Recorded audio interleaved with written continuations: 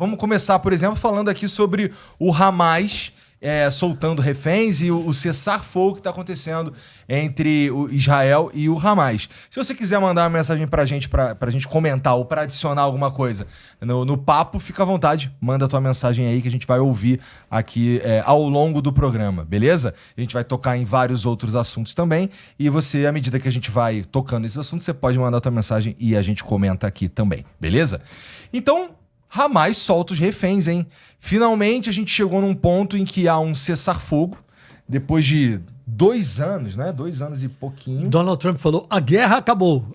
Aí o Tramontina pergunta, a guerra acabou? Será que a guerra acabou? A gente tem um cessar-fogo que é coroado pela a soltura dos reféns do lado de Israel e a soltura dos palestinos do lado de Israel soltando os palestinos, né? O Hamas soltando os reféns e os corpos dos que já estavam mortos.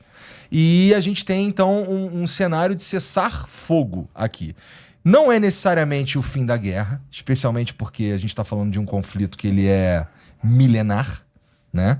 Eles brigam há muito tempo, mas é um momento de respiro, não é? Eu acho que todos nós recebemos essa notícia com alegria, no fim das contas, porque tava na hora, né? Eu não aguentava mais ficar falando de massacre, de bombardeio. Tem alguns até que falam que esse cessar-fogo, na verdade, era pelo cansaço, né? Todo mundo cansado.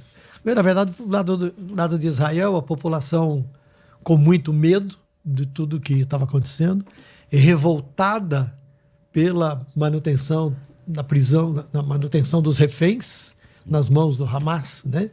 Ao mesmo tempo, a população de Israel sofrendo com tudo que estava acontecendo. E todo mundo, na prática, todo mundo querendo uma parada dessa história, né? Porque nenhum sentido, não há nenhum sentido, não havia e não há nenhum sentido em continuar a guerra, né? Nenhum. Sim. Milhares de pessoas morrendo por um lado, a destruição da faixa de Gaza, 80% de Gaza está destruído.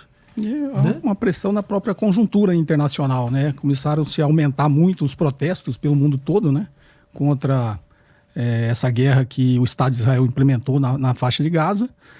Então existiu uma pressão dentro do próprio Israel, dos próprios judeus, né? Já aumentando essa oposição ao governo Netanyahu, e interesses genuinamente econômicos, né? Até 2 semanas atrás o Trump ainda era a favor dessa limpeza étnica, inclusive divulgava projetos de construir resorts na faixa de Gaza, né? Mas eu acho que o determinante foi o ataque que o Estado de Israel fez no Catar, e uma pressão do próprio príncipe do Catar sobre o Donald Trump, né? Tanto que agora assinaram o acordo de paz hoje, o Netanyahu não estava presente, né? Então existiu uma conjuntura de fatores que pressionaram um acordo de paz, digamos, muito frágil, por isso está sendo chamado de cessar-fogo, mas, como o Tramontina disse, é um alívio que pelo menos tenha cessado, né? Esse ataque que estava matando milhares e milhares de palestinos a cada dia, né? E aí agora temos as narrativas que surgirão, porque a princípio numa guerra ninguém quer sair como derrotado, ou que o Netanyahu, inclusive, ele disse que cumpriu os objetivos que ele teria com esse conflito, o que factualmente não é verdade, porque ele estava dizendo que ele queria, por exemplo, a total destruição do Hamas. Outra coisa que ele disse é que isso pararia quando o Hamas entregasse todas as armas, né? Nenhuma das duas coisas aconteceu. O Hamas parece que faz parte desse acordo aí mesmo uma diminuição no lance deles no armamento, mas eles ainda estão com as coisas lá, então dá para dizer que o Netanyahu tá metendo louco nesse sentido aí, que na verdade o que aconteceu foi pressão internacional para que houvesse esse cessar-fogo. Não sei se o Netanyahu tinha toda essa vontade mesmo, né? Afinal, ele tenho a impressão, estando do outro lado do mundo, tenho a impressão que o Netanyahu, que enfrentava alguns problemas políticos antes da guerra, tinha algo a ganhar com a manutenção da mesma, porque num cenário de conflito, meio que o líder está meio que garantido ali naquela posição, né? E agora com o cessar-fogo a gente deve ver o que vai acontecer também com o Netanyahu na posição que ele está, não é? Ele não compareceu à assinatura do acordo, né? Justificando que havia um feriado judaico. Isso. Né? Mas em outros momentos importantes na história de Israel, importantes líderes, inclusive religiosos, em dias de feriados judaicos, participaram de cerimônias burocráticas porque elas eram importantes.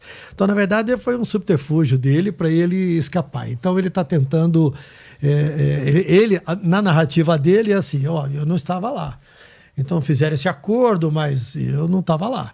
Então, com isso, ele não se posiciona contrário ao grupo ultradireitista que o mantém no poder. Ao mesmo tempo, ele fica meio distante, meio em cima do muro, mas já se fala em novas eleições. E novas eleições não são uma boa notícia para o Netanyahu, né? É verdade. Tanto que no discurso do Donald Trump, ele fez uma brincadeira, a gente sabe, atrás de toda brincadeira tem um lado sério, pedindo lá para o presidente de Israel dar o perdão presidencial ao Netanyahu, dizendo que as acusações de corrupção que ele tem não são tão graves, né?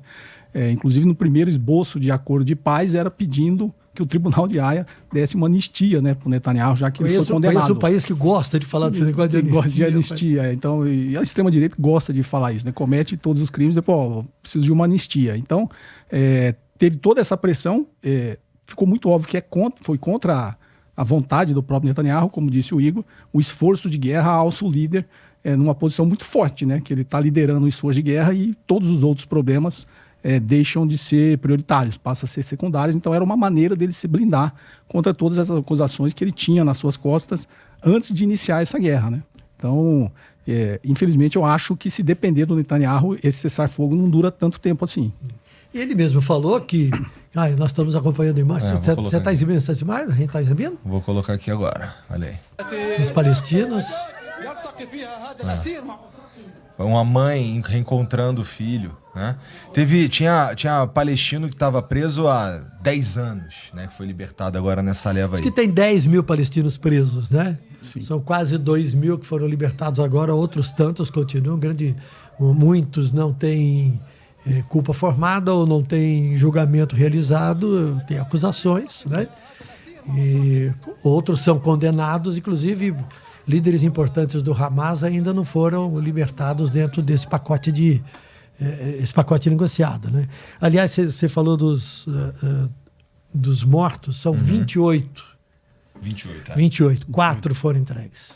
Então tem 24 ainda em poder do Hamas, de pessoas que foram mortas. 24 corpos ainda em poder do Hamas. Mas você vê a desproporção, né? Por isso que fala assim, de um terrorismo de Estado, né? Porque tudo bem, a gente tem que olhar historicamente o que aconteceu. O ato do Hamas no dia 7 lá é deplorável, a gente não questiona isso, mas uma desproporcionalidade, né? A gente está falando de 20 reféns e 24 corpos contra milhares de palestinos, que a grande maioria, se não me engano, 1.700, nem ao menos tem acusação, né? E a maioria mulheres e crianças. E a própria guerra, né? Matou quase 70 mil palestinos na faixa de Gaza, né? Então uma desproporção muito grande, e que eu falava desde o início, né? Acho que essa ação do governo Netanyahu do Estado não vai acabar com o Hamas nem com o terrorismo. Na verdade, ele tem uma probabilidade de aumentar isso. Você imagina uma criança que perdeu os pais, né? Ou o pai que perdeu esposa e filhos, como que... qual será, né? E a própria Carta da ONU prevê que um povo oprimido tem o direito de empreender esforços para combater o seu opressor. Uma população completamente pobre na faixa de Gaza, que não tem condições de armar um exército, infelizmente o caminho, né, mais viável para essas populações empobrecidas é o terrorismo. Então a gente tem que combater o terrorismo, combatendo a pobreza e estabelecendo os dois estados ali, né, o Estado palestino e o Estado de Israel.